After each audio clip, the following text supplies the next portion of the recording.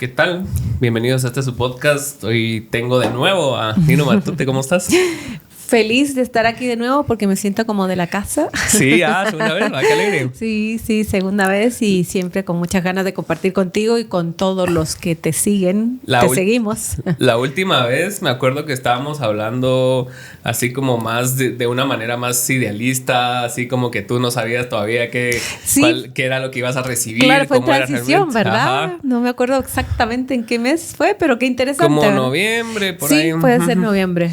Pero, ¿cómo lo encontraste? Como todo en la vida, ¿verdad? Verlo venir es muy diferente a estar ya en ello, la verdad que sí, pero ¿qué te digo? Ha sido enormes retos todos los días, es un desgaste permanente, el entorno, digamos, es muy adverso, no solo específicamente en la municipalidad, sino que en general en el país. Super. Pero con una satisfacción muy grande permanentemente, ¿verdad? Cuando tú sientes que todo el esfuerzo grande vale la pena, pues uno se siente bien. Pero claro, es desgastante, es agotador y siempre sigue siendo casi que tan incierto como cuando hablamos en transición, porque si tú te fijas, claro, logramos tomar posesión como gobierno, ¿verdad? Pero el sistema que maneja el país sigue siendo el mismo. Claro. Entonces es duro. ¿Y ustedes o sea, tú como concejal sos, digamos, un ente independiente a lo que pasa en el Congreso y en el Ejecutivo, ¿no? O sea, tú estás así como que 100% en la MUNI y como que las decisiones que se toman acá, o sea, sí te competen, pues, pero no es como que muy tu campo de acción, digamos. Claro, hay una especificidad que el trabajo mío es en la municipalidad con los proyectos municipales, pero justamente parte de la forma de hacer gobierno de Semilla ha sido generar puntos de contacto y que podamos trabajar apoyados unos con los otros, porque al final también en el Congreso específicamente y también en la presidencia, la influencia que tuvo la población del área metropolitana para el triunfo de Semilla fue concreta, ¿no? O sea, que realmente muchos de los funcionarios o servidores públicos del gobierno actual nos debemos principalmente a la ciudad. Y la bancada Semilla está muy consciente de eso y entonces han enfocado mucho de su trabajo en tratar de responder a las necesidades de los vecinos de la ciudad de Guatemala. Entonces sí hay mucha compaginación. De hecho, ahora vengo de una visita en conjunto que hicimos con la diputada Laura Marroquín en temas municipales. Entonces sí hay. Ahora, de ahí que yo tenga otro cargo en el gobierno que podría ser, pero no lo tengo, entonces estoy dedicada exclusivamente de momento a la concejalía, sí. Sí, qué duro, ¿no? Porque, o sea, tú tenías una idea antes de entrar a trabajar y sabías que viene... ¿Cuántos años lleva el unionismo ahí? Como 20. Más. Bueno, más, porque si el PAN y todos los precedentes, Berger, Fritz, desde el 92 casi. Son el mismo grupo político, exactamente, son casi 40 años de 40 años, imagínate. Exactamente, es mucho tiempo, la verdad. Sí, y entonces tú sabes cómo, pues no sabes porque, o sea, antes no estabas adentro, entonces eras así como que lo mirabas de lejos, más o menos tenías una idea de cómo trabajaban ellos, pero ya estando ahí... ¿Cómo es? O sea, ¿sí es tan malo como parece? ¿O es un cacho mejor de lo que parecía? ¿O siempre es así como que ambiguo? Sí, lo que reconfirmé, digamos, y que se veía y todos lo podían ver desde fuera, era esta tremenda opacidad con la que viene trabajando la municipalidad, totalmente aislada de la gente y de sus vecinos y de las necesidades reales de esos vecinos. Eso lo he confirmado y era el objetivo inicial muy importante de esta primera etapa del plan de trabajo. Transparentar cómo se trabaja en la municipalidad, cómo se trabaja en el consejo. Durante la campaña yo me di cuenta que una gran mayoría de personas no sabe ni siquiera que existe el consejo. Sí, claro. Y que al final la máxima autoridad municipal es el consejo y no precisamente solo el alcalde. Es el congresito, digamos. Exactamente, es un pequeño congresito que no tiene la masividad de las decisiones que se toman en el Congreso, pero que sí tiene la potestad y la obligación de definir la política de administración de la ciudad. Entonces, eso lo confirmé, es así. Y luego, también desde afuera lo veía, pero ahora confirmo, hay mucha gente muy valiosa dentro del equipo municipal. Hay técnicos que manejan el tema y eso pues es alentador. El tema es que también yo trabajaba muy de cerca con la municipalidad, entonces siempre me di cuenta que hay como una desconexión dentro de las diferentes unidades operativas y dentro de las diferentes... Ahora antes eran solo direcciones, ahora hay gerencias y direcciones. El aparataje burocrático de la municipalidad ha crecido inmensamente y no ha sido proporcional a su capacidad de gestión, ¿verdad? O de cambiar las cosas. Entonces, hay como pequeños feudos donde no se ve un plan maestro, ¿no? De planificación urbana, de transporte público, del manejo del agua potable. No hay. Sí. Hay, entonces cada uno hace lo suyo y eso complica porque al final no se reúnen las energías hacia un mismo objetivo. Sí, común, no tiene ¿verdad? Propósito, digamos. O sea, que cada quien jale para su lado y todos es un poco, no sé, es la manera, el sistema en que los unionistas han estado acostumbrados a trabajar defendiendo sus pequeños espacios y tomando decisiones de manera no tan con una visión muy grande que ahora más que nunca la ciudad lo exige, ¿verdad? Sí. Ni siquiera es una visión de ciudad, sino que es una visión de alcance metropolitano porque estamos conectados, interconectados de muchas formas, pero los puntos más evidentes con los otros municipios del área metropolitana, hablando del tema del transporte público, de la movilidad, ¿verdad? Y del agua, que debiera ser la municipalidad quien tome el liderazgo para generar ese plan metropolitano para el mejor funcionamiento del área, de las diferentes alcaldías del área metropolitana. Mencionabas algo interesante al inicio de tu intervención, hablando de la opacidad, ¿va? O sea, yo siento que por mucho tiempo la clase política tradicional se acostumbró a que todo se podía manejar desde la oscuridad.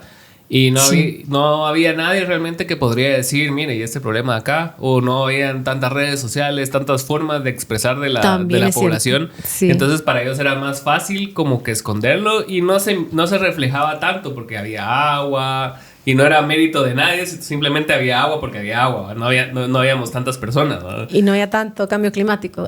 Exacto. tan evidente, y sí. Ahora que ya no se puede esconder, ¿va? Porque ya hay zonas donde pasan toda la semana sin agua o solo tienen agua un día. Entonces te vas dando cuenta que está agrietado eso bonito que te vendieron. Sí. Porque ¿cuándo fue lo de la ciudad del futuro que vendió Arzú? Eso fue hace como 15 años. Su última campaña antes de que muriera, ¿no? Ajá, sí. Y si bien se puede ver bonito en campaña y así como que, sí, el render, así 3D y todo, o sea, ¿cuáles son los pasos a seguir para ir atacando los problemas, ¿va?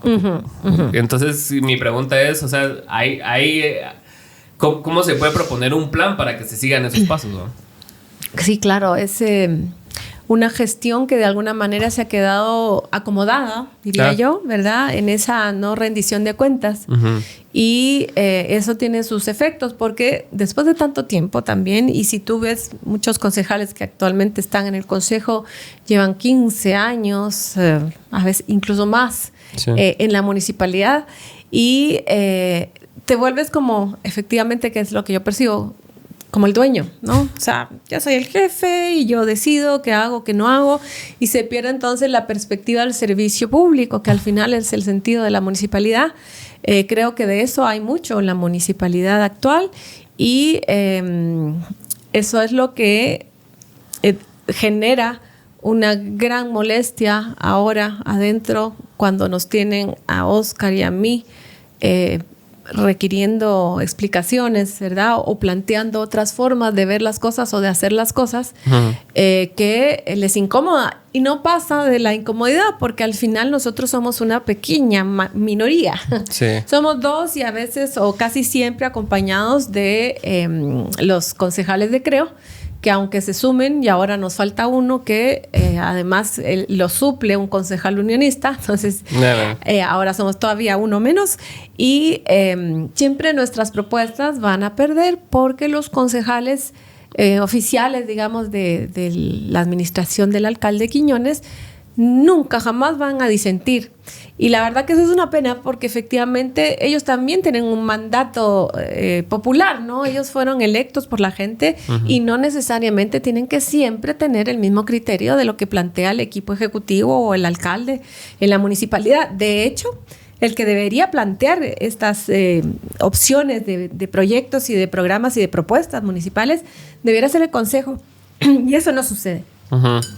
Ok, y en el caso del agua, ¿cómo se puede atacar ese problema? O sea, ¿qué soluciones pueden haber para mejorarlo, para que haya servicios por lo menos más días de la semana? Sí, mira, ese problema es un problema complejo, como casi todos los problemas urbanos o en general los problemas de los países, porque hay diferentes circunstancias que son las que han influido en llegar a esta crisis. Uh-huh. La primera, y que para mí es imperdonable, es el enorme abandono de la infraestructura pública en general, pero particularmente la que tiene que ver con el agua. Uh-huh. Justo hoy fui a el acueducto de Xayapixcaya, en Chimaltenango, y es una obra... Creo que Coro me hablaba de ese lugar. Ajá. Pues es una obra de infraestructura, de ingeniería muy, muy sencilla, ajá, pero tremendamente beneficiosa y con visión de futuro, ¿no? Entonces, ahí se suplía en los años 70, que fue cuando se construyó, se pensaba ya en la cantidad de agua que esta ciudad iba a necesitar. Por supuesto, la ciudad creció mucho más rápido de lo pensado y con un desorden mucho mayor, y nunca en todos estos años de administración, de la misma administración, se tuvo la capacidad de volver a pensar con visión de futuro y actualizar esa infraestructura, o pensar que se iba a necesitar otra en otra área geográfica, porque el tema del agua no solo es geológico también, ¿verdad? No solo es un tema de administración, sino que el territorio tiene o no tiene la capacidad de absorber suficiente agua, de poder tener los ríos alimentadores de las aguas superficiales que pudieran suplir ese problema.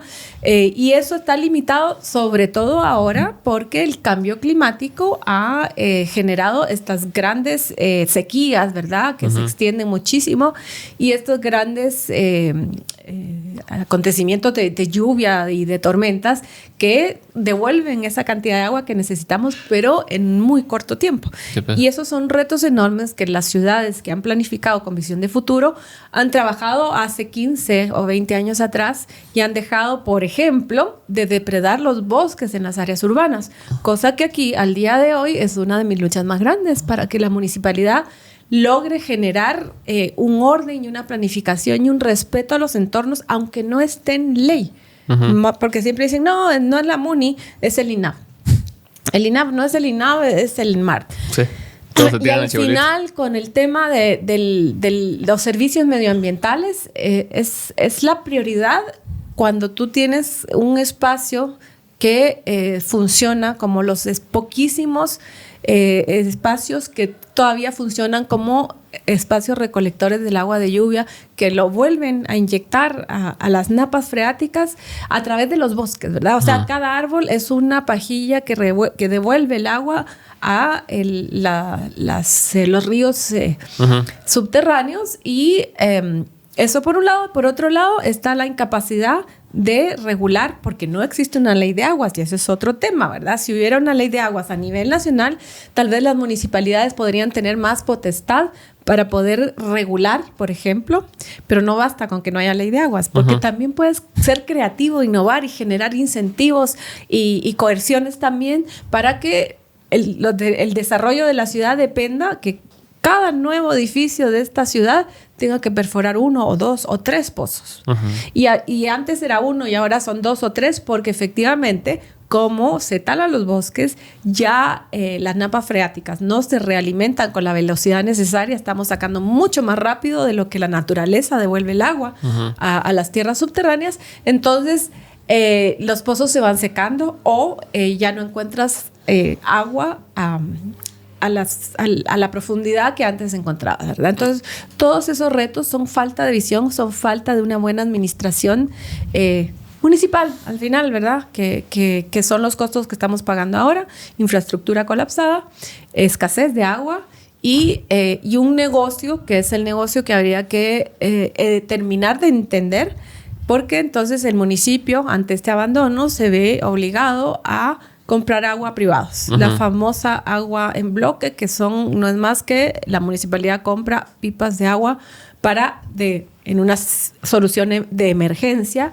llevar agua donde no hay, ¿verdad? Entonces, sí, está complicado. Sí, hay muchas cosas que me molestan a mí ver, sobre todo cuando son de edificios, de apartamentos y de centros comerciales, y que ves como en esos casos donde sí se ve mucho dinero, rápido hacen un paso de desnivel o hacen algo como que no sé qué tipo de tratos hay ahí con esa gente, ¿va? Que es así como, no sé si es de la MUNI, así, mira, te dejo la construcción ahí y vos me construís esta estación de Transmetro.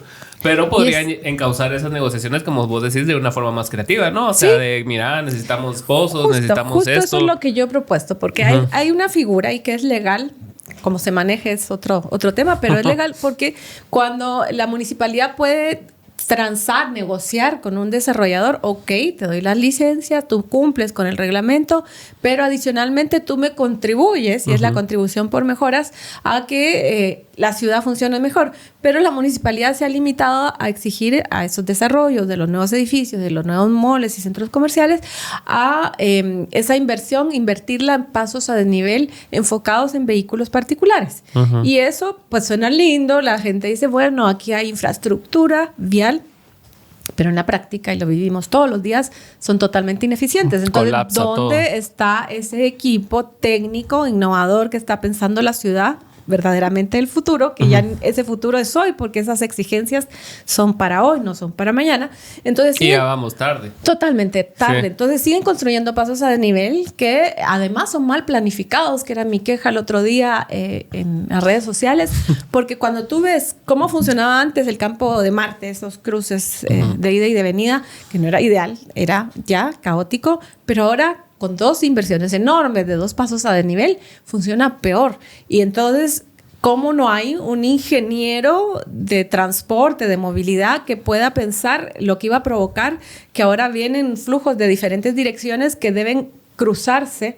Cuando no hay tráfico, pues no hay problema, más o menos funciona. A medianoche. Pero cuando eso está estancado y tú tienes que tratar de no matar al siguiente porque no te da paso, y si no te da paso no vas a poder engancharte en el paso a desnivel que va hacia zona 15 o un solo carril que te lleva hacia la zona 10, ¿verdad? Por la Sexta Avenida. Entonces dices, no, o sea, si están pidiendo esa contribución, mejor pídanla para generar, por ejemplo, una mancomunidad de desarrolladores que además les saldría más barato, que invierta en un sistema primero de captación de agua y luego un pozo, uno solo y no 2 o 3 por cada edificio, donde la gestión y la administración del agua sea más controlada y efectivamente la inversión menor, y no estemos sacando tantas pajillas de la misma copa, ¿no? Sí, claro. Porque ahorita pues ya nos agotamos el manto freático y la crisis es enorme.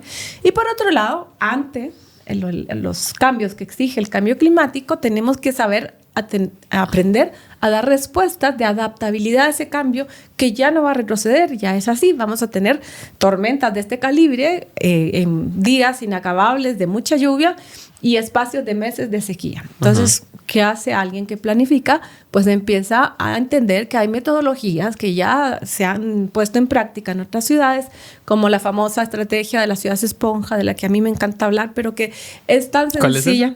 Es tan sencilla. Primero, no talar ni un solo árbol, porque lo que te hace poroso o que te devuelve la posibilidad de recapturar el agua de la lluvia son los árboles, ¿ya? Entonces, cualquier arbolito te está dando ese servicio, además de la sombra, del oxígeno, de la temperatura, también devuelve el agua a la tierra, y empiezas entonces a regular de tal suerte que cualquier nueva calle que se pavimente con materiales que sean permeables.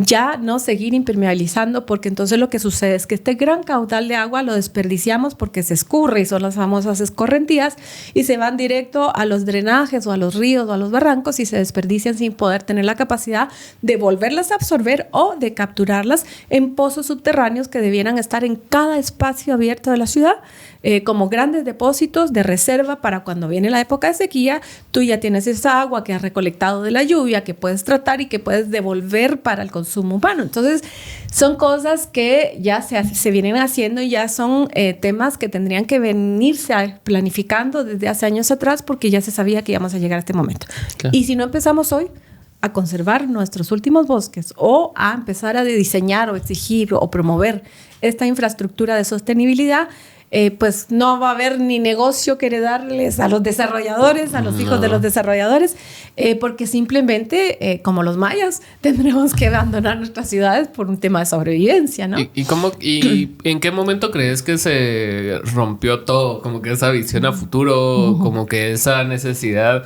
porque es cultural, o sea, no es solo algo de la municipalidad, lo puedes ver en los deportes, lo puedes ver en cualquier cosa que vos veas en Guatemala, cualquier cosa está mal planeada y todo es improvisado. Sí. O sea, ciertas cosas así chiquiprivadas funcionan bien porque son pequeñas, pues, y no afectan al colectivo, pero cuando son cosas ya públicas o de planeación, todo está mal, ¿va? O sea ninguna generación de fútbol va al mundial porque no hay trabajo detrás de ellas. Y qué doloroso, ¿no? Porque, sí, o sea, porque cuando uno analiza nuestro país, es un país con tantas potencialidades, ¿verdad? Y riqueza en general. Y sí, todo funciona mal. Y justo es una reflexión que todos nos hacemos a diario, pero lo veníamos conversando ahora con Laura. Yo creo que tiene un entorno histórico que tiene que ver con cómo se fue desarrollando la historia de nuestro país. Uh-huh. Hay un tema de lacayos y de dueños, ¿no? Claro. De la hegemonía. De finqueros. De finqueros. Uh-huh. Que han prevalecido y que han modificado un poco su naturaleza de dueños de finca a dueños de empresas, a dueños del país, uh-huh. que no es solamente chairismo, como dirían, sino que es un tema que efectivamente es de mentalidad, un tema sociológico en el que la gran mayoría de guatemaltecos está acostumbrado a que le pasen por encima, ¿no? Uh-huh. Entonces, hay camionetas que te tiran el humo en la cara, qué horror, es insalubre, pero eso es lo que hay y sigo adelante, ¿no? Uh-huh. No hay calles para que yo pueda salir. Pues no hay, entonces veo cómo me invento. Digamos, el tema del transporte es doloroso. La municipalidad en pandemia, cuando hubo varios colectivos, yo fui parte de uno, que propusieron experimentar en nuevas modalidades de transporte para poder generar una red de transporte alternativo que viniera a ayudar, que eran las ciclovías, que no es deporte, que no es moda, sino que es un modo más que podría aportar al transporte colectivo, y simplemente se sacan las camionetas rojas y todos dijimos buenísimo porque eran insalubres, peligrosas, uh-huh. insostenibles, pero no se da una solución alternativa, ¿no? Entonces, ¿qué hizo la gente? La gente compró moto, que es lo que más accesible está para poder financiarlo, o empiezan a surgir taxis piratas y no hay autoridad, en este caso. Saludos a los que manejan Sion. Hay autoridad municipal, sí. Que debió haber puesto un alto en el minuto en que eso se empieza a suceder, también no solo municipal, también del Estado, ¿no? La policía de tránsito, ¿verdad? La Policía Nacional Civil, que tiene que ver con la regulación del tránsito. Nadie pone un alto y entonces todo el mundo deja hacer. La creatividad se va transformando en corrupción porque al final esa necesidad que dijo, bueno, yo tengo un carrito, lo vuelvo en transporte colectivo y subo 3 personas atrás y una adelante, les cobro algo y nos ayudamos mutuamente, ¿verdad? Esa es la creatividad de la sobrevivencia. El carpool, ¿no? Y pues podría ser, ¿verdad? Pero pronto ese negocio ahora es una mafia que está controlada por las maras. Y los que quieren hacerlo de manera legal son extorsionados. Entonces, cuando el problema está así, es cuando hay que cortarlo de raíz y no dejar que esto se transforme en esta mafia, en esta red que ahora tenemos por todos lados y que al final la gente depende. O sea, tú dices, bueno, entonces no los usen. ¿Qué va a hacer una señora que tiene que llegar a las 8 de su trabajo y que para llegar tiene que salir a las 5 de la mañana? Sí. Tiene que asumir el riesgo, ¿no? Claro, sí. La necesidad es más importante exactamente. Entonces, que la legalidad, digamos. Sí, y entonces es esa cultura de bajar la cabeza y decir, bueno, es lo que hay, seguimos. Y entonces están los que sí podrían cambiarlo, pero algunos son los que cuidan su patrimonio heredado desde la conquista. Y están los que han hecho negocio de todo lo que debería ser el servicio público, que lo cuidan, ¿no? Entonces, hoy tenemos un gobierno democráticamente elegido, con personas que quieren cambiar, que realmente quieren trabajar con honestidad al servicio público, pero tenemos todo el entorno que no ha cambiado en absoluto. Entonces, tienes un ministerio público que sigue cuidando los intereses de siempre y un sistema judicial que también trabaja para los mismos. Entonces, el poder político se ve tremendamente limitado porque además en el Congreso siguen trabajando las mismas mafias. Entonces, es como no querer salir de eso, pero no es por solo no querer, es porque no poder, ¿verdad? Porque sí. Tú ves ahora y la obra pública se estanca porque no hay dinero corriendo debajo de la mesa, ¿no? Y antes las obras caminaban mal hechas, te duran 1 o 2 años a lo sumo porque están sobrecosteadas y ponen los últimos materiales. Entonces el círculo vicioso vuelve a mantenerse, pero la gente siente ahora que hay un estancamiento y que nada funciona, y efectivamente no funciona porque no está la disponibilidad de hacer negocio para que las obras caminen. Lo que decía Taracena, ¿no? Hace poco, no sé si fue hace poco o hace mucho, porque no sigo mucho a tangente, pero hace poco se hizo viral una intervención de Taracena hablando acerca de lo tiene muy claro. De que le iban a dar 6 meses así estamos bien con vos, Presi, va, y aquí, mira, todo funciona bien y todo, y a partir del 5º, 6º mes iban allá a sacar así las garras y todo, ¿va? Claro. Y se cumplió, pues, mira los de Voz, mira, o sea, cualquier partido que era aliado a la bancada oficial ya están más resistentes a ese cambio, pero en ese sentido, ¿qué puede hacer Semilla, qué puede hacer el gobierno para contrarrestar esto? Y aún así verse bien ante la opinión pública. Porque muchas personas, o sea, no se van a escudriñar qué realmente está pasando. Pues ellos ven los hechos concretos. Y si los hechos concretos dicen que no ha pasado nada, entonces esa es la percepción general, ¿va? De que todas las personas dicen, bueno, no está haciendo nada igual que todos los demás. ¿Y para qué chingado votamos? Y todo eso, ¿va? Entonces, ¿qué crees vos que pueden hacer mejor en cuanto a comunicación, en cuanto a lo que sea, para como que no mermar ese como amor que les tenía la mayoría de las personas? Pero, Todavía. No sé. Pues, pero, o sea, ya hay más voces que se manifiestan. Claro, porque es que a uno como ciudadano también le entra la desesperación, ¿verdad? Claro. Y no hay conciencia real de lo difícil que es cambiar un sistema o hacer que las cosas caminen dentro de lo público, que es tremendamente difícil y que es parte de lo mismo, ¿verdad? Porque todo se volvió tan complicado tratando de que no fuera fácil la corrupción, ¿verdad? Entonces, para poder licitar tienes que pasar por acá y bueno, eso te paraliza. Pero también creo que es cierto y es muy importante aceptar las debilidades. Primero, hay debilidades en que el equipo de gobierno son equipos de profesionales de primer nivel que han estado trabajando en tanques de pensamiento, que han estado en la academia, ¿no es cierto? Y eso, cambiar tu modo de hacer hacia el sistema de hacer desde lo público ha sido un enorme reto. Y entonces tal vez... Que estás metiéndote con lobos, ¿va? Exacto. Entonces el entorno es tremendo, te empiezan a comer hostil, inmediatamente y tú quieres hacer las cosas bien. ¿Qué debe hacer Semilla? En primer lugar, nunca transar con la corrupción. Eso no quiere decir que no debas negociar con gente que piensa diferente a ti. Eso es política y eso es necesario hacer, y a la gente le cuesta mucho aceptar. Pero de ahí creo que el tema de la comunicación, porque también las personas no somos tan duros de mente, y si nos explican, entendemos, ¿no? Y eso creo que es una estrategia política que ha estado totalmente ausente. Entonces, claro, no sabes por qué se toman ciertas decisiones que tal vez si tú las hubieras explicado de una manera como lo hacen, lo exigen las redes sociales ahora, muy rápida, muy concisa, empezás a entender por qué esto no camina y por qué vamos a tomar esta decisión. Y eso es una gran debilidad que además a nosotros nos duele mucho porque fue la esencia que nos hizo ganar en campaña. Claro. Esa comunicación cercana, asertiva, directa, fue lo que nos hizo que la gente nos conociera, nos entendiera y nos viera y nos apoyara. Y eso ahorita de alguna manera se rompió porque, claro, es otro nivel de ejecución que es muy grande. Uh-huh. Pero a la vez, dado que esta debilidad creo que es de las más importantes y de las más evidentes, uh-huh, también creo que es factible de cambiar rápido. Sí. ¿No?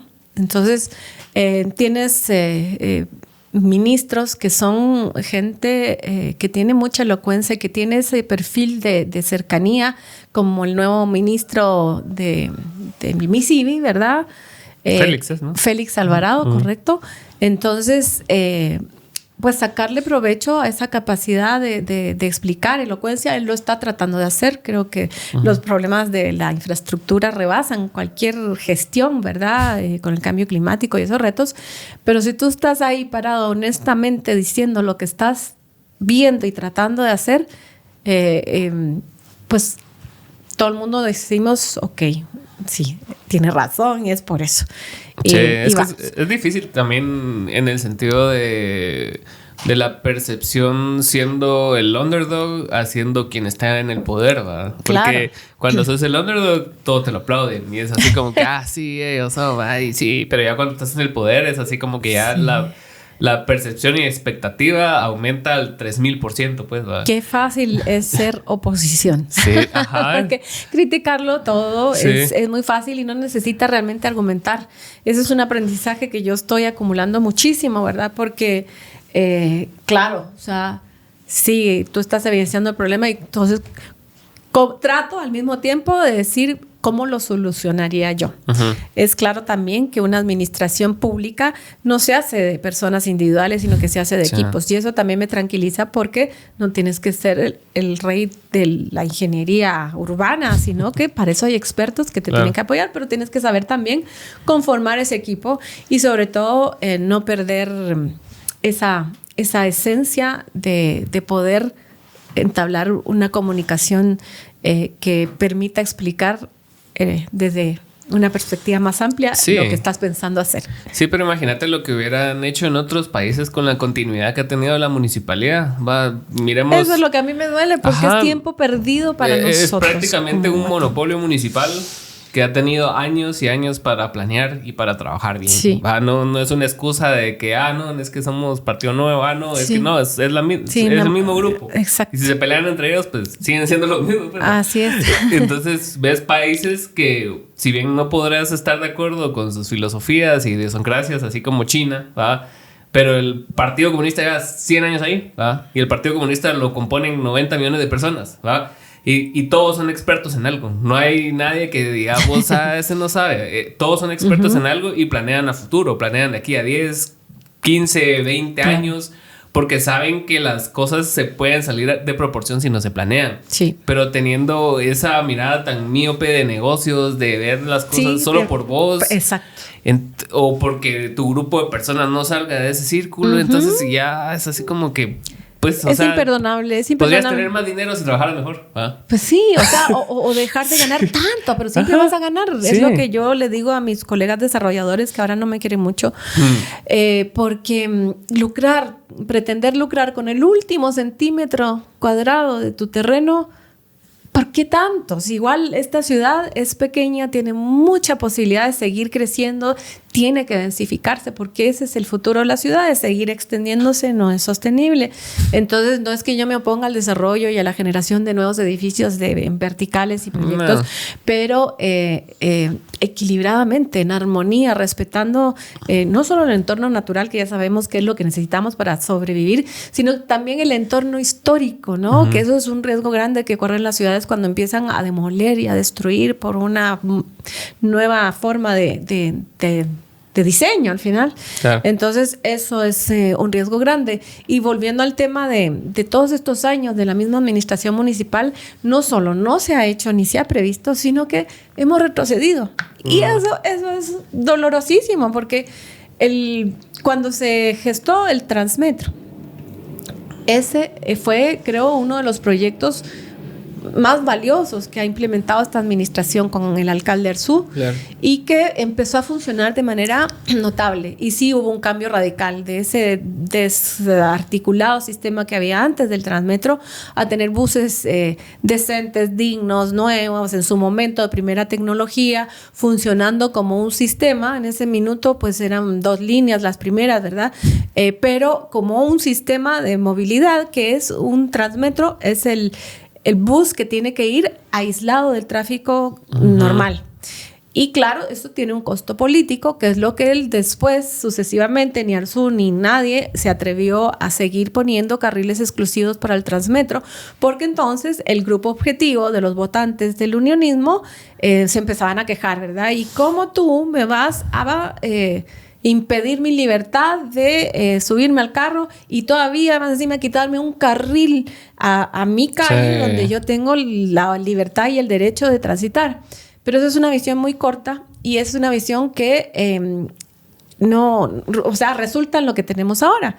Entonces tenemos un sistema que no es un sistema, que son buses bonitos, que no funcionan como el BRT, que es el bus que va por carriles exclusivos, sino que funcionan como un bus normal de los que ya habíamos salido, que tiene que meterse en el tráfico normal y vehicular de todos nosotros, ¿verdad? Sí. Entonces, no cumples, la gente se enoja porque no cumples con las frecuencias, que no tienes la capacidad para responder a las horas pico, porque estás otra vez metido en el tráfico junto con todos. Y la gente que tiene el privilegio, que ya no es ni tan privilegio, pero de tener su vehículo particular, no ve ninguna diferencia o ningún beneficio de dejar su carro para irse a subir en un bus bonito que tampoco camina, ¿verdad? Entonces, sí, y que más encima no puedes oír tu música, no tienes tu aire acondicionado y tienes que convivir con la gente. Mientras que lo que se tiene que hacer con el sistema de transporte público es que sea aspiracional y que hasta las autoridades de gobierno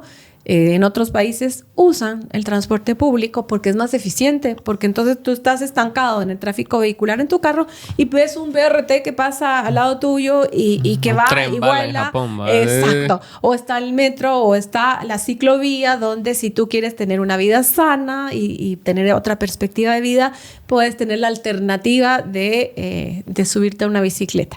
Entonces, eso empezaba a funcionar. Y además habían antes, en ese momento, tú podías pagar un quetzal, ¿verdad? Y transferirte de una línea a otra y si llegara a la Muni, tomar la que iba al centro histórico. Ahora no. Ahora eso está desarticulado y te tienes que bajar y tienes que volver a pagar tu boleto, ¿no? Hay avances bonitos que son valiosos. La tarjeta ciudadana, que es una modernización que a la gente no le gusta porque además siempre uno tiene el prejuicio de que hay un negocio oculto, sí, pero al final es lo que tenemos que acostumbrarnos porque se tiene que formalizar el procedimiento y además es más seguro, no llevan dinero los pilotos y te puedes subir, tener otros servicios públicos municipales a través de la tarjeta ciudadana que tú pagas, ¿verdad? Entonces, claro, te subes en teoría, el transurbano que sigue circulando de una manera totalmente desarticulada, debería funcionar también con la tarjeta ciudadana. Transurbano también tenía su tarjeta antes, ¿no? Tenía su tarjeta, se logró unificar. Ajá. Pero ahora, ¿qué pasa? Como todas son mafias independientes, los choferes de Transurbano aceptan efectivo. Ajá. Entonces ahí se pierde el control y el sentido y la comodidad de uno, pues solo tener tu tarjeta, que ni siquiera tenía que ser la tarjeta municipal, sino débito. A veces lo que pasaba era que costaba 6 el pasaje y te cobraban 10. Eso decían, pero yo creo que eso se fue perfeccionando. Sí, pero sí, es que yo tuve la oportunidad de hablar con Alvarito, con Álvaro Arzú. Estuvo aquí, ¿dónde se sentó para no sentarme? Saludos, Alvarito. Gran personaje, la verdad. Pero lo que logramos, lo que logré yo percibir de él es que sí, como que él se adapta únicamente a las personas que votan por él, ¿verdad? Y me imagino que así era el papá. Entonces, si solo respondes a una porción pequeña de la población capitalina que te pone, va a estar bien difícil que veas como que más allá de ese círculo, pues, porque al final solo te estás preocupando por tu reelección cada 4 años. Sí. Medio hacer algo en medio, ¿va? Para que digan que, como hace ahora, como está ese como prejuicio los antes. Jardines, que es re lindo, pues es bonito, y está la bien. 21K que les encanta. Ajá. Y todo. Así pero es. Al final siento yo que como el responder solo a los intereses de quienes votan por vos es como que demeritas completamente el trabajo público, pues, porque si bien es importante una reelección para alguien que se dedica a política, pues, ¿va?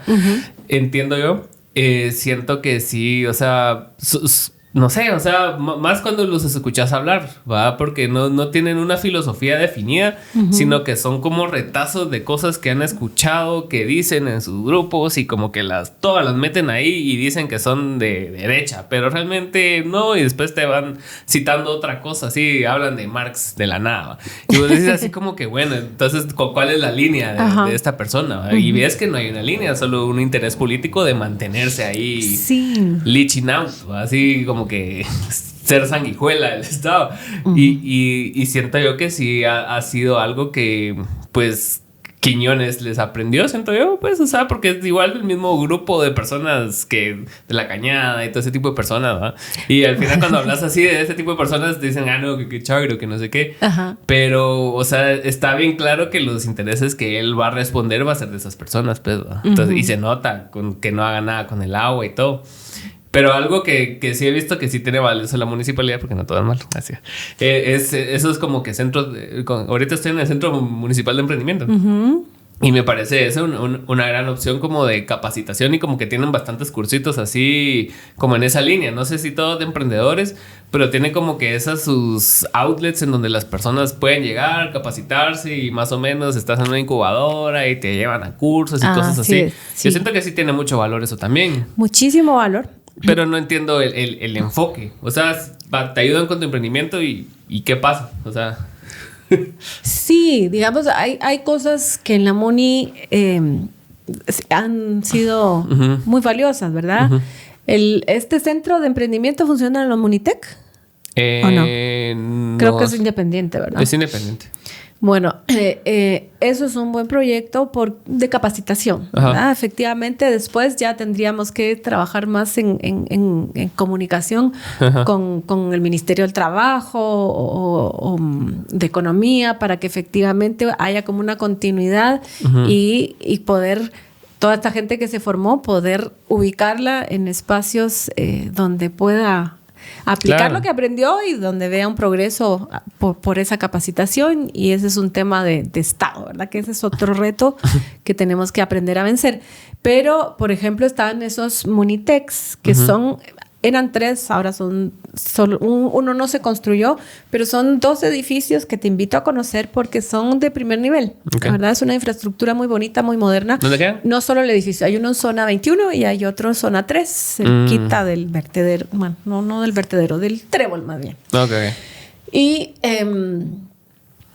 Y además tienen con la cooperación USAID y no sé quién más ha estado involucrado ahí, equipos, computadoras de primer nivel, y tienen el taller que a mí me encantó como de mecatrónica, no era exactamente ese el nombre, pero es donde capacitan a chicas y chicos para poder reparar, diseñar, programar las computadoras de los carros, ¿verdad? Entonces uno dice... Buenísimo, ya salimos del taller de carpintería, de bisutería.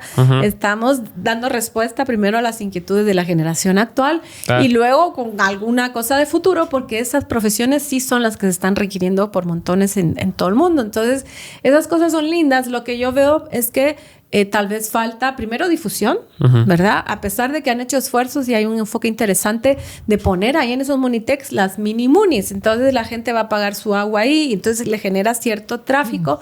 Pero yo siento que aún falta que los jóvenes puedan tener ese acceso. No sé si es una cuestión de horarios o qué, pero está como abandonada esa excelente infraestructura, aunque hay buenísimos cursos que se están dando en alianza con universidades y con equipo que están capacitando a los chicos. Entonces, bueno, eso se puede mejorar, pero esos son proyectos lindos. El de emprendimiento que tú me dices que está buenísimo, genial, ¿no? Sí, pero también podrían ser enfocados más en la ciudad, en las necesidades de la ciudad, pues, para así algo como más, como responsabilidad ambiental, cursos de, no sé, o sea... Sí, buena idea. Muchas cosas así, ¿verdad? Sí, no solo te capacita, sino que te concientiza. Y es muy importante que los ciudadanos estemos conscientes de que qué es lo que se está defendiendo, ¿verdad? Porque no es, hay mucha resistencia a entender por qué no se debe talar un árbol. Entonces, esa... ¿Sí crees que hay resistencia aparte de los ciudadanos de eso?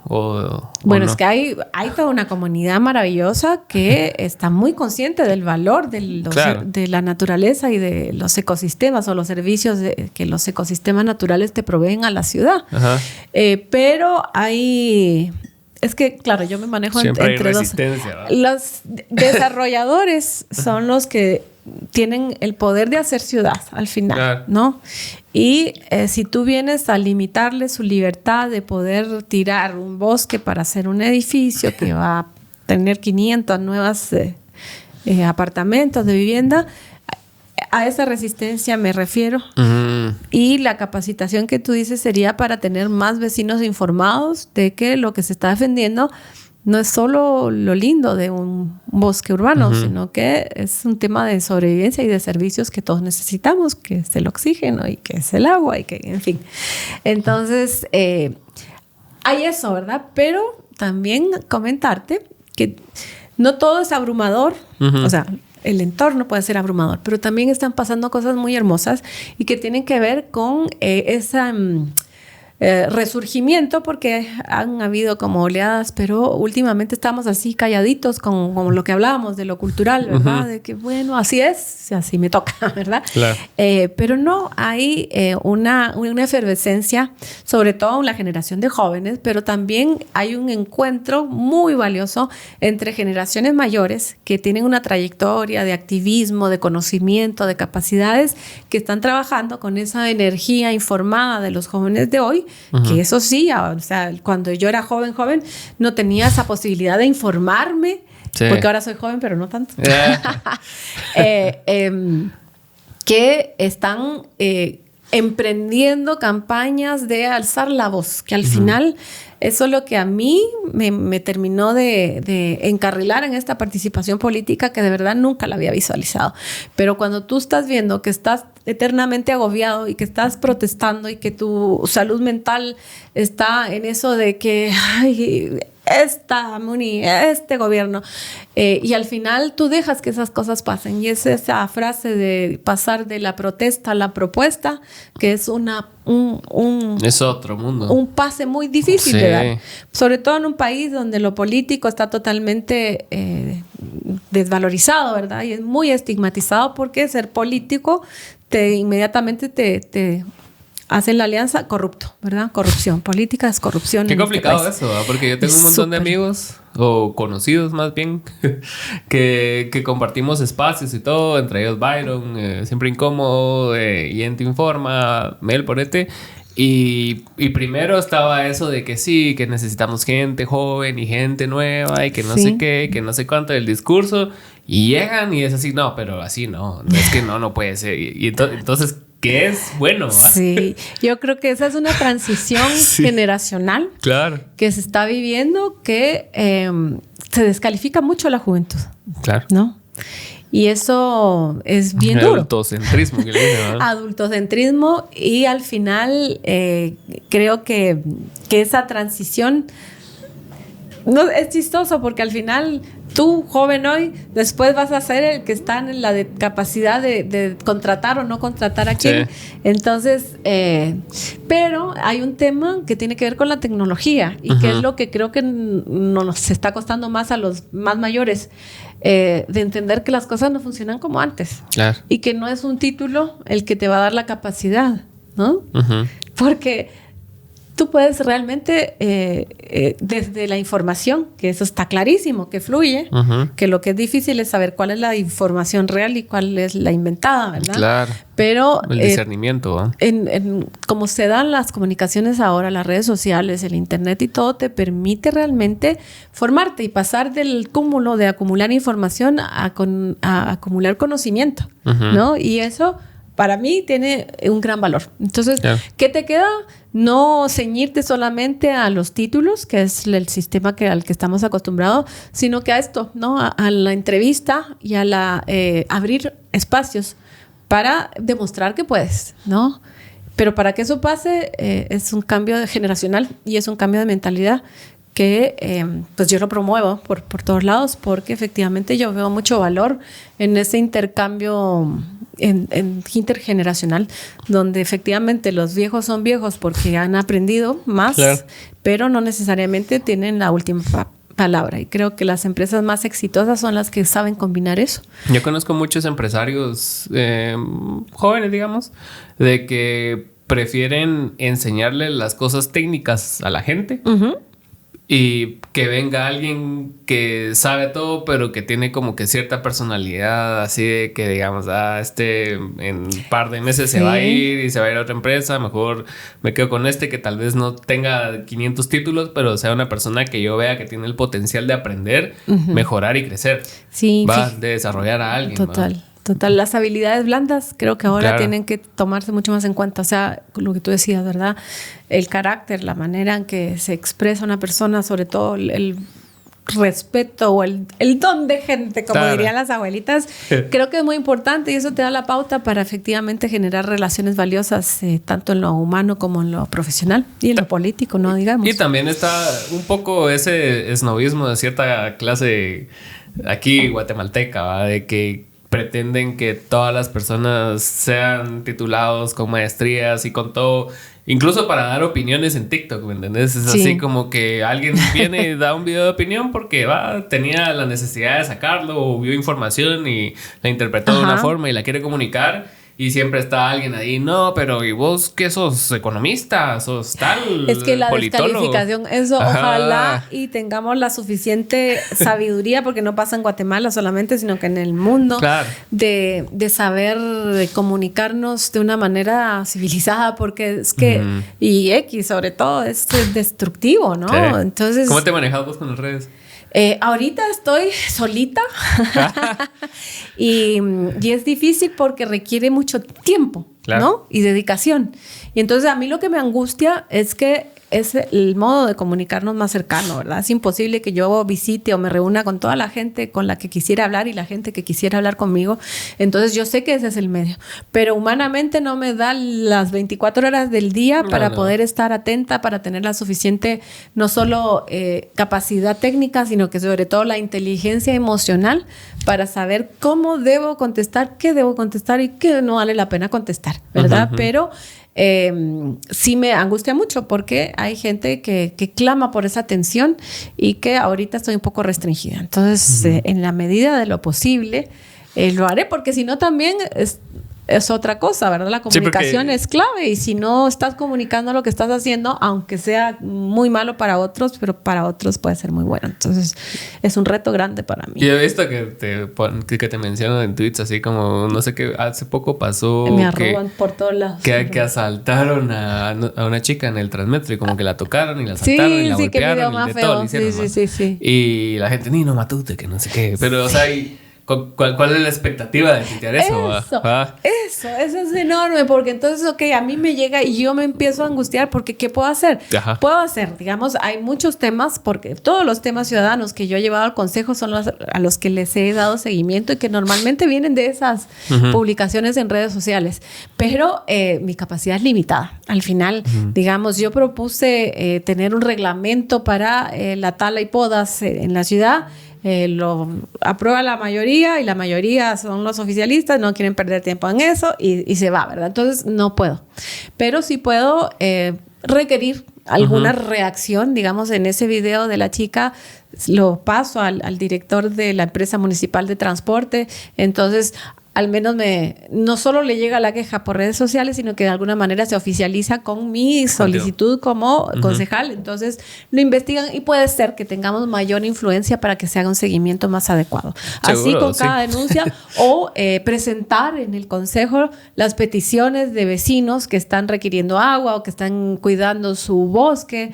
Eso también lo oficializa y que ahora tiene un alcance mayor porque se transmiten en directo que se fueron los grandes logros, ¿verdad? En contra de la opacidad y en pro de la transparencia, que puedan los ciudadanos ver cómo se trabaja en el consejo y qué se está tratando. Entonces sus temas llegan al consejo, los presentamos y tienen que ser escuchados porque está en su presencia el alcalde y su equipo. Entonces, eso es interesante y eso me da mucha satisfacción porque de alguna manera cumple el objetivo mío, el mandato de estar ahí, de llevar las voces que nunca han sido escuchadas en la municipalidad. ¿Qué para ti sería que después de 4 años tú hiciste un buen trabajo? O sea, ¿qué cosas tenés vos en tu plan que quisieras haber logrado de aquí al... ¿Cuándo es? ¿2020 y cuándo? 2028.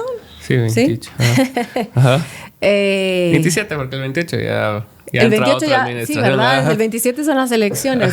Bueno, primero que nada, yo creo que el no perder el favor de la gente, esa confianza, eso es para mí un tremendo logro. Como representante o servidor público, en mi rol de la concejalía minoritaria y lo que creas, pero bueno, es una presencia, una representación. Entonces, que no había igual. Que no había, exactamente. Entonces, eso para mí es un gran logro, que yo no decepcione, que la gente siga creyendo en mí, que yo pueda tener un trabajo honesto, permanentemente honesto, transparente y ojalá que efectivamente tenga los resultados que yo quisiera, ¿verdad? O sea, el tema del agua es un tema que angustia muchísimo, ¿verdad? Por lo menos he logrado intermediar para emergencias, pero estos son emergencias, o sea, no he logrado solucionar porque además eso es difícil, el problema real del agua, pero vecinos que han tenido 3-4 semanas sin agua, hemos logrado hablar con el gerente de Empagua, que ha sido bastante receptivo, entonces prioriza el envío de sus pipas a esa comunidad que me solicitó apoyo. Durante la crisis que tuvo el San Juan de Dios, ¿verdad? Que le colapsaron sus 3 pozos al mismo tiempo, se quedaron sin agua, el hospital estaba en crisis total, iba a tener que cerrar, esto fue hace como unas 4 semanas atrás. Efectivamente, entonces intermediamos, canalizamos, hablé con el gerente y el gerente agilizó y no solo, o sea, él se dio cuenta que iba a ser imposible suplir ese problema llevando pipas, que era lo que yo le había pedido, ¿verdad? Bueno, entonces llevamos pipas y qué sé yo, entonces no se preocupe, yo voy a llevar, pero tendría que haber llegado como 300 pipas al día para responder a la demanda del hospital. Día, ¿no? Entonces, ¿qué se hizo? Los técnicos de Empagua asesoraron al equipo del Hospital San Juan de Dios y pusieron en funcionamiento en un plazo bastante breve, de un par de días, 1 y 2 pozos y se generó esa alianza linda que es donde yo tengo la satisfacción, ¿verdad? Entre una institución pública que posiblemente nunca haya tenido una respuesta tan pronta de parte de una entidad municipal, en este caso fue Empagua, y hubo ayuda mutua, ¿verdad? Entonces, porque igual a Empagua les sirve mucho poder decir, estuvimos ahí, de hecho nos hicieron una presentación especial en el consejo de cómo ellos respondieron y ayudaron a salir de la emergencia vital al hospital general del país, ¿verdad? Entonces, eso es bonito, esos son los logros que yo creo que espero poder seguir coleccionando. No puedo decirte yo quiero cambiar la ciudad y todo, porque estoy ahorita limitada a una pequeña participación de una minoría enorme, ¿verdad? Pero de alguna manera, y lo conversábamos, el hecho de que nosotros estemos ahí, y hablo de Oscar y yo, ha generado una dinámica diferente. El hecho de que las sesiones sean públicas, el hecho de que se hayan dejado de reunir en Zoom y ahora tengamos la posibilidad no de debatir, porque eso todavía no se logra, porque todo llega muy empaquetado al consejo, pero esos van a ser logros importantes y que la gente yo creo que tiene que valorar, porque entonces ahora puede ver y se entera. Y el equipo municipal está obligado a responder, porque antes tú te enterabas de cuándo sesionaban y qué se hacía o cómo se aprobaba, ¿no? Entonces, tienen que dar la cara y su comunicación está siendo trabajada justamente de una manera mucho más cercana que antes, que le favorezca al equipo del alcalde.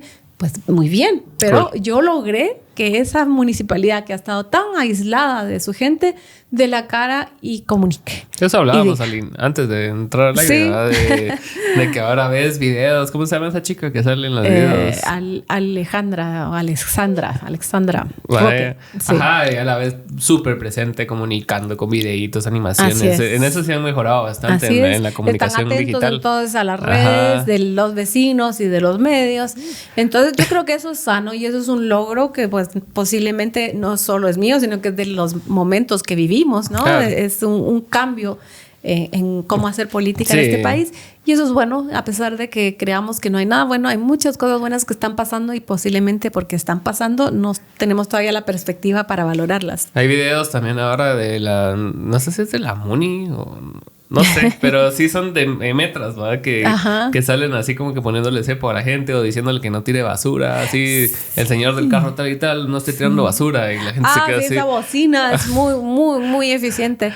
Y claro, y al final, exactamente, volver al servidor público más cercano. Claro. Ahora hay que pasar del video a la realidad, porque eso todavía no lo vemos, ¿verdad? Y ese dejar hacer lo vemos a cada rato hablando de la policía municipal. Cuando está el policía, muy mal entrenado, por cierto, para dar la vía y contradecir a los semáforos, pero está ahí. Él tiene la potestad de poner multa y todos los motoristas se pasan en rojo en su cara mientras él revisa el celular. O sea, esas son cosas que no son inaceptables y que yo espero ir cambiando a medida de que nuestra gestión en la municipalidad vaya teniendo la influencia que al día de hoy hemos estado teniendo. Ahora una pregunta así personal. ¿Cómo reaccionaste en el momento cuando empezaron a criticar ¿cómo se llama tu hijo? Sebastián. ¿Cómo tomaste eso? O sea, ¿sí entendías la crítica porque era tu hijo o cómo lo interpretaste? Mira, la verdad, y te soy muy honesta, yo me sentía interpretada por esa crítica, porque es de donde venimos. O sea, nosotros estamos hartos de que los puestos sean por amiguismo, por pagar favores y todo eso. Entonces fue súper duro porque mucha gente que lo hizo con esa sana crítica de tratar de purificar o de mejorar el sistema de participación de gobierno, lo estaba haciendo. Otra crítica que fue directamente odiosa, ¿verdad? Irresponsable. Esa crítica, pues hay que empezar a aprender a manejarla. Eso todavía es difícil porque te pegan lo emocional, es mi hijo. Y la explicación es que es difícil de entender porque tenemos ese prejuicio. Es como te decía, o sea, tú te dices, yo participo en política, entonces inmediatamente, debe ser corrupto, ¿verdad? Entonces, me dolía particularmente porque efectivamente el proceso nuestro fue al revés. Y quien empezó a participar en política fue Sebastián, mucho antes que yo me decidiera. Él empezó a trabajar para la formación del partido político y él participó en las elecciones anteriores como candidato a concejal de Santa Catarina Pinula. Y él se involucró en las juventudes, en la formación de las juventudes del Partido Semilla. Entonces yo lo vi a Sebastián, veo a mis hijas que son veinteañeros todos, ¿verdad? Digo yo, ellos están tratando de cambiar un mundo que nosotros dejamos así, ¿no? Entonces digo yo, no puede ser. Entonces, de verdad, yo me motivo. Estudio ciencias políticas. No es porque sea mi hijo, pero es un politólogo brillante, ¿no? Que a mí me apoyó mucho en el análisis estratégico, en el análisis de los momentos políticos. Entonces, doy fe de que profesionalmente es un tipo muy capaz, ¿verdad? Y él ni siquiera, eso me da mucha risa, ¿verdad? Porque yo al ministro no lo conocí hasta hace un par de semanas atrás que coincidimos en una reunión. Entonces, el ministro, yo no le debo nada al ministro, y menos él a mí, ¿verdad? Definitivamente. Aparte del ministro no es parte del partido, pues. Claro, y digamos, mi cargo es un cargo de elección pública, ¿verdad? De elección popular. No soy un funcionario designado del equipo, sino que no. Entonces, no es porque me pague un favor, no es porque nos somos amigos y compadres, sino que sencillamente no nos conocíamos. Es difícil que la gente lo crea, pero es así. Sí, claro. Y Sebastián fue alumno, estudiante, muy buen estudiante, cuando el ministro le dio clases en la Universidad de Landívar. Entonces ahí lo conoció y ahí dijo, bueno, este chico puede ser un buen cuadro para conformar mi equipo de mayor confianza. Porque al final lo que hace Sebastián es un puesto que no se puede entregar a cualquiera, ¿verdad? No, claro. Entonces yo tengo la tranquilidad de que él cumple con las capacidades para poder hacer un buen trabajo en el puesto en el que está contratado. Tengo la tranquilidad moral de decir que no es un favor ni para mí ni para el ministro, ni para nadie. Y que es parte también de esa descalificación de por ser joven no sirves, ¿no? Entonces, creo que ha sido una experiencia de las más duras, sin duda alguna. Seguro, ¿verdad? Sí que y que va a seguir pasando. Pero pues sí, tengo la solvencia moral para dar la cara y para decir no fue un amiguismo, no es nepotismo. Y véanlo, al chico se está haciendo una carrera muy valiosa. Es que qué complicado ser funcionario público realmente, sobre todo en puestos de elección, porque pues, si a mí me tiran en redes, yo puedo contestar como yo quiera, ¿me entiendes? Es así como que va... Hombre, va, ya. Pero ustedes no pueden. Ustedes es así como que tienen una responsabilidad aparte. Porque yo lo veo más que todo en la figura de Raúl, ¿va? Raúl es una persona donde de 10 tweets te tira así 3 buenos, 3 más o menos y los otros veremos, ¿va? Pero siempre está en la línea de fuego el bro, ¿va? Es así como que no sabes, ¿va? No sé qué pasa por su cabeza cuando hace esas cosas, ni el por qué lo que hace, pero hay quienes que se la juegan más, ¿va? Pero cuando tenés que ser responsable, no puedes contestar con las emociones. Correcto. No debes contestar con las emociones, ¿verdad? Porque después ya te tachan a vos de que, no, miren cómo reacciona con los de su hijo, cómo va a administrar con la emoción estás contestando algo que ni siquiera es lo que tú estás pensando, ¿verdad? Claro. Entonces es difícil. Me tengo que ir porque en media hora tengo que estar en el consejo y con el tráfico no sé si lo voy a lograr. Pero bueno, anda por venir, ¿viste? Me costó llegar, pero siempre sabes tú que me encanta venir a conversar contigo y que siempre da para más. Lo bueno de que quede pendiente algo es que entonces ahí nos vemos queda pendiente y se vuelve en la siguiente parte. Entonces, muchas gracias por venir. A ti, gracias por la invitación. Bye. Abrazos.